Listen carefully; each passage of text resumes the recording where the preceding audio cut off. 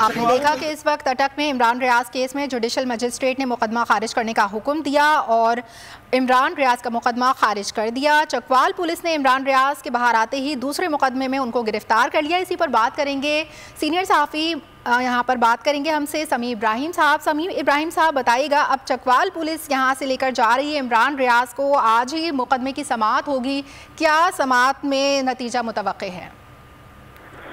دیکھیں، یہ طے ہو گیا کہ یہ جو بھی مقدمہ ہے یہ بے بنیاد ہے، کوئی قانون اس پہ نہیں لگتا۔ کل آپ نے دیکھا پہلے ایک مجسٹریٹ نے پھر دوسرے مجسٹریٹ نے اس کو کہا کہ یہ ان کے دائرہ اختیار میں نہیں ہے اور بالآخر یہ مقدمہ خارج ہوا۔ تو اب وہی دفعات ہیں لیکن جگہ دوسری ہے، قانون وہی ہے، تو کوئی اس میں بنیاد نہیں ہے۔ وہاں پر بھی یہ فیصلہ آئے گا۔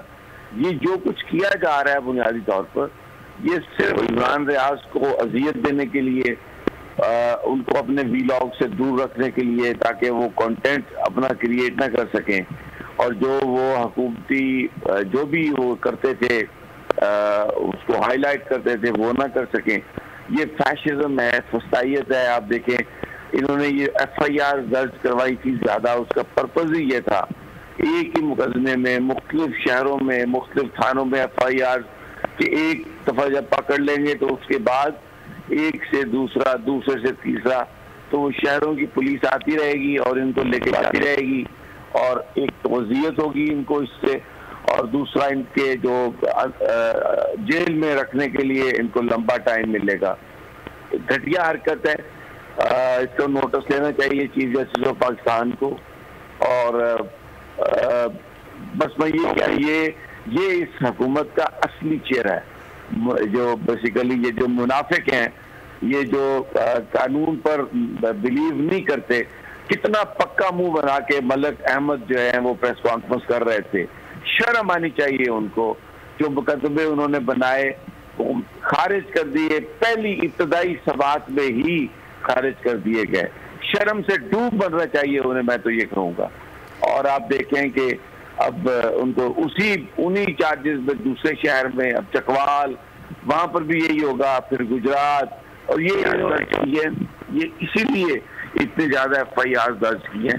اور بہرحال قوم دیکھ رہی ہے، اور یہ روز اپنی ہی حماقتوں کی وجہ سے یہ مکمل طور پر ایکسپوز ہو چکے ہیں۔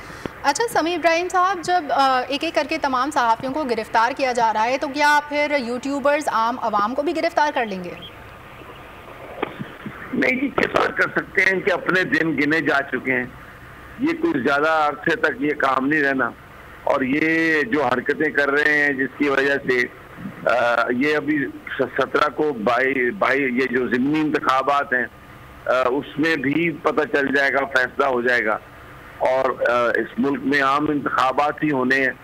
یہ کر لیں جتنے دن کر رہے ہیں انہوں نے، یہ ایک طرح کی غنڈہ گردی ہے، ایک طرح کی دہشت گردی ہے، اور ہتھکڑیاں لگا کے اس طرح حوالات میں رکھ کے اور پیدا کر کے تو یہ سمجھتے ہیں کہ شاید یہ جو ڈسینڈنگ وائسز ہیں ان کو سائلنس کروا لیں گے، ان کو چپ کروا لیں گے۔